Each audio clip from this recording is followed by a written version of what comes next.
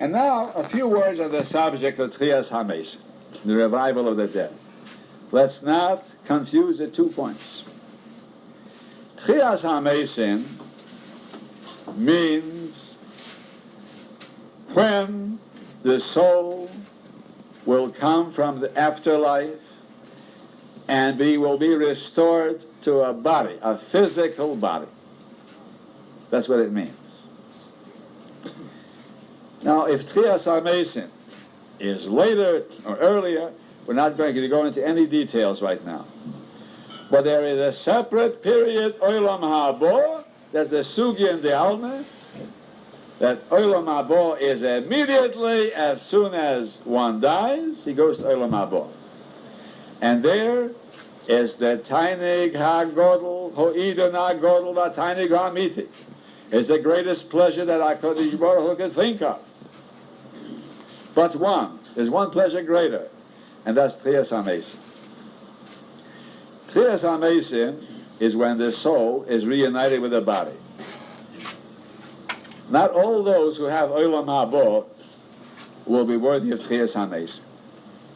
Olam Habo is also not too easy to get into. You have to strive for it. Like Mesilas Yesharim says, Roi Sheyam Oil Rishon. You have to work for it. But Tchias HaMesim is more difficult. Now, what Tchias HaMesim exactly means, that's not so simple. Whether it means a physical body like we're accustomed to see bodies, or it means a different kind of a body. It probably means the latter. Because Rabbi Sadia Goyen, in Emunas V'Deis, in the section of Tchias HaMesim says,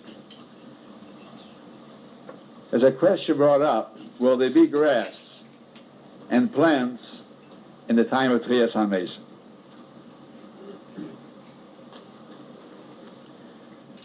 And he makes an interesting statement. He says, no, he said. He says, all the things of this world are planned for eating. Isn't that a remarkable statement? You know why there's grass? Grass is eating. Of course, grass is a pleasure too. It's a green carpet. But if you had a goat and you put him on your lawn, that goat would turn that green grass into milk and butter and into wool or goat's head. And so it's an eating world. Everything in this world is to produce food. So, Sadia Goyen says, but since there won't be any death at Tchias HaMesim, so we don't need all this food production of the world. It'll be a different world. So we understand it won't be the same bodies. So what does it mean? It means there will be a spiritualized version of the body. I'll explain that. If you walk into your garden, you see a rose bush. You see a rose. It's so delicate. The petals are soft. They're pliable. They're beautifully tinted. They have a lovely fragrance. And somebody tells you, you see this rose with the beautiful, dainty petals? This rose is the same material as the mud under your feet. And you say, how could that be? The rose and the mud are the same? He says, yes. The rose will wither, and it'll crumble up, and it'll become mud from which it came. So we see that there is such a thing as a spiritualized version of matter. If you want even a better example, take one of these beautiful young men and bring him in our backyard where there's plenty of earth.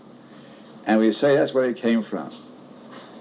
Earth can arise in a shape whose face expresses emotions, nobility of soul. The human face is the most sublime thing there is. You mean to say that these sparkling eyes, this intelligent face, is nothing but mud from the yard? Answer is, that's what it is. Because matter can be transformed by the miracles of HaKadosh Baruch Hu in such wondrous ways that afterwards we don't even dream there's a connection. If we saw just one human being and we had never known that such a thing as death, we wouldn't believe that he came out of the earth. He came from the rain of the earth. But you wouldn't say it's rain. You wouldn't say it's earth. The answer is, it is. A human being is 70% rain, and the rest is carbon dioxide from the air, and nitrogen from the air, and some oxygen from the air, and some materials out of the earth. Now put these materials together. Let's say you go to DuPont and say, give us your head chemist, all the chemists together.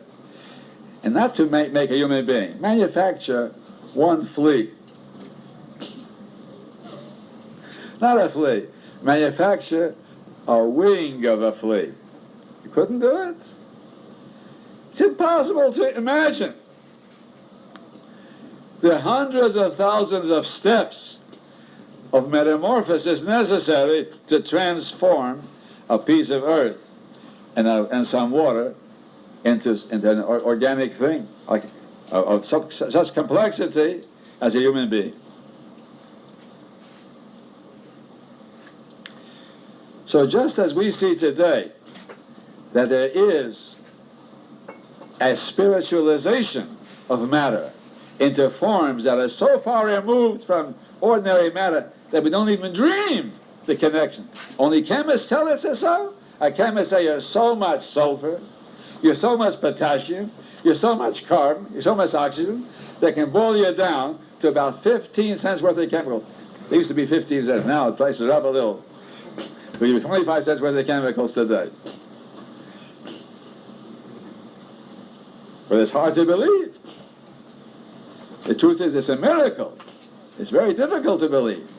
And so at Tchias HaMesim, we're going to be matter, but spiritualized to an extent far beyond our imagination. And the soul will join that matter in a new version of the body. That's the revival of the dead. And 3 times a day we speak about that. That's a Yesod Ho'emunah. V'ne'amonato, you are trusted. We trust you, Hashem. When a man dies, and his soul is taking leave of the body, and the soul says, I'm going now to the afterlife to enjoy the happiness. So the poor body says, what's going to happen to me? You're leaving me over in a hole in the ground. So the soul says, trust in Hashem. Don't falter. We're leaving you over to in his care. He won't forget. He won't lose sight of you. Even though the graveyard will be overgrown, will become a wilderness. They might build a city on top of it later. HaKadosh Baruch Hu will seek out every speck of the previous dust of which you were created, and they'll reconstitute it. Tzaddikim were burned at the stake. People are burned in the crematoria. HaKadosh Baruch Hu will comb the atmosphere and bring back every atom of the original chemicals and reconstitute it. And v'ne'emonato, we trust you, l'achayos. It's a matter of trust. You need trust for that. The soul goes immediately to its reward, but the poor body is consigned to the earth and is being destroyed. So they say, trust in me. Trust in me. And I'll bring you back, and I'll unite you again, and you'll be happier than you were even in Olam Haba. Now this is openly mentioned again and again. Tchias HaMesim. A few quotations. In the Chumash, in Dvarim Lamed Beis, Dvarim 32, Pasuk 39. In Hazina states, Ani omis ve'achayet. I put to death and I give life. Now you might think it means I put some people to death, their funeral parlors, and I give life, their maternity wards. No. He's talking about the same person, because it states as follows. I give death and I give life. Mochatzti ve'ani erpa. I wound and I heal. Whom does he heal? He doesn't heal people who don't have any wounds. He heals the wounded. So the Gemara says it. Just as he heals the wounded, so he gives life to those he puts to death. That's a pasuk in the Chumash. It's an open pasuk. Again. Ani omis v'achayeh mochatzti ani erpa. But in case you want something more open, Yeshaya 26, Pasuk 19. Yeshaya says, Yichyu meisecha, your dead will live. Neveilasi yakumun, our dead carcasses will arise. Hokitzu v'rananu sheichnei ofar. Awake and sing, you who sleep in the dust. Ki tal oilois talecha. Your dew, D-E-W, is a dew that falls on the grasses. HaKadosh Baruch Hu will send a dew to revive the dead. Ve'eretz v'oretz refoim tapil. And the earth will cast forth its long dead. Couldn't be any more open than that. Yeshaya makes that statement. And pasuk from Daniel. HaKadosh Baruch Hu was saying farewell to his loyal servant Daniel. Daniel was about to die. So Hashem said as follows. Ve'ato, you Daniel was waiting for the end, for Mashiach to come, for the redemption. But he was waiting and waiting, he couldn't calculate. He made an error, he made an error in calculation. And Daniel was sad because it didn't come in his days. Mashiach didn't come in his days.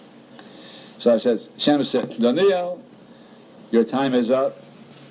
You go to your rest. V'ato leich la'kates. You go and wait for the end.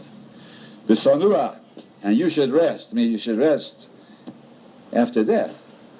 V'samoid legeirolcho lekates hayamin, and you will arise for your lot at the end of days. It means you go to sleep, Daniel, now, my loyal servant. I'm sorry I didn't bring Mashiach in your time, but you go and wait for him in the world to come and rest, and you will get up at the end of days when the time comes. Another pasuk, just in the same chapter, Daniel 12, pasuk base, pasuk 2. V'rabim miyeshenei ad mosar yakisu. Many of those who sleep in the earth will arise, will wake up. Doesn't say everybody, it says many. Many of those who sleep in the dust will awake. Eila lechaye elam, these for everlasting life will awake. Ve'eila lecharof, others will awake for rude surprises. But that we'll leave out for the time being. But they'll awake at Tchias HaMeisim.